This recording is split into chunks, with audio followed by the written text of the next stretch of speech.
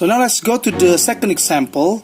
We have different situations since the negative belongs to the x fractions and the positive belongs to the y fractions. It means the transfer axis will be the vertical one. So let's plot this. Since we know from here the center will be 5,2 and the Rx will be 3 and the Ry will be 9. And then the slope asymptotes we'll discuss later. So first plot the center. The center will be 5,2. 5,2 will be here. Okay, this is 2. Now because this is the transfer axis will be the vertical one, so let's just draw the axis. A few minutes later. The axis. Now we know since the positive belongs to the y fractions, it means the transverse axis will be the vertical one, the conjugate axis will be the horizontal one.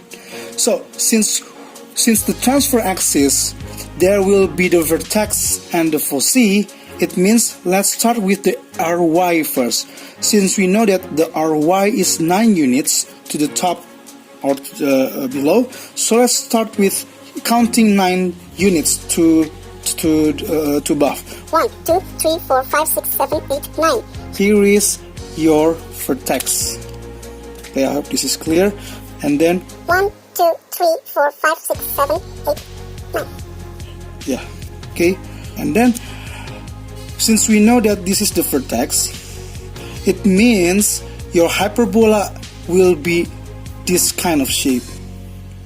Okay, but now let's draw the asymptote first. So how to find the asymptote?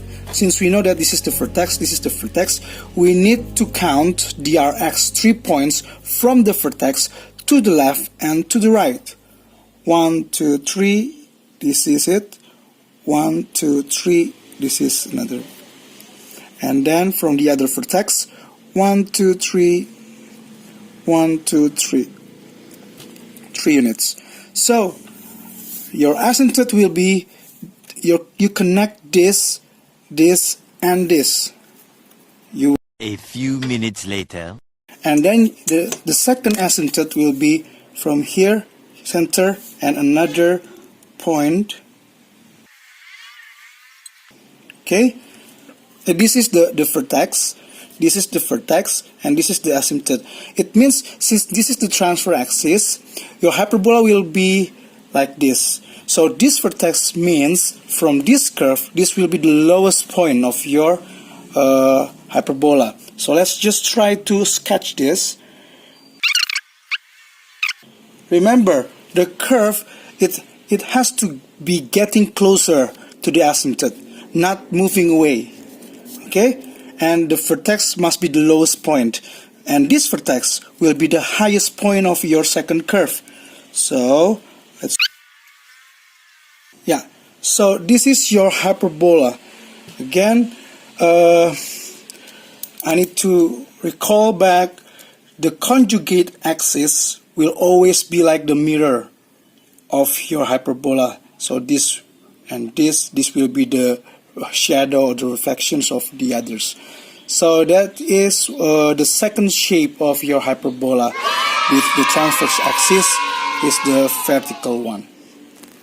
Then about this one, since the positive belongs to the y fraction, so we know that the transfer axis will be the vertical one. This is the transverse axis, and the conjugate axis will be the horizontal one. Conjugate. Okay, so the conjugate will be the horizontal one, and since of course we can know that the center is 2, -3 here, this will be the cross sections of your conjugate axis and transfer axis. And then how to find the asymptote? First I will find the vertex. Since the vertex is on the transverse axis, so I will use the Ry first. 5 points to the top and 5 points or 5 units to the below. 1, 2, 3, 4, 5. Okay, so this will be the vertex. It means your hyperbola will be like this, this will be the lowest point of the first curve, this will be the highest point of the second curve. The thing is, I want to discuss more about the asymptote. Since we know that to find the asymptote, first I go up 5 units, and then using the Rx or x radius from this vertex, I count 4 points to the right and to the left, the same with this one. So I have these two asymptote lines. It has a slope. The slope itself, since we know the rules of the slope is rise over run, if I refer from here to this point, from this point to this point, I make a rise 1, 2, 3, 4, 5 Ry, and then the run 1, 2, 3, 4 units. So in the end, the asymptote of this one will be plus Ry over Rx, or will be equals 5 over 4. This is the slope of your first asymptote, 5 over 4. Okay, this slope will be the negative of this. So the slope of this asymptote, the slope will be negative 5 over 4. Negative of the Ry over 4. So that's only the explanations of your slope. Again, let me just draw quickly, since this is a sketch. Keep notice that this is a sketch, so it's not accurately drawn. It's just like you get the idea what is the curve about. Okay, so the thing is, it must getting closer to the asymptote, but the vertex must be the highest point or the lowest point. Okay, since this is your hyperbola, let me compare with the same one that we have discussed before. Look at this. All is the same. X minus 2 over 4, x minus 2 over 4, and the difference is only the sign. This is minus, this is positive, but this is positive, this is minus. So I flip the sign. The effect is, if you can see here, okay, actually the center will always the same, and then the asymptote will always the same. The asymptote for this one is also, the slope will be 5 over 4. This one is also negative 5 over 4. Sorry with that. Okay, so actually it's almost the same.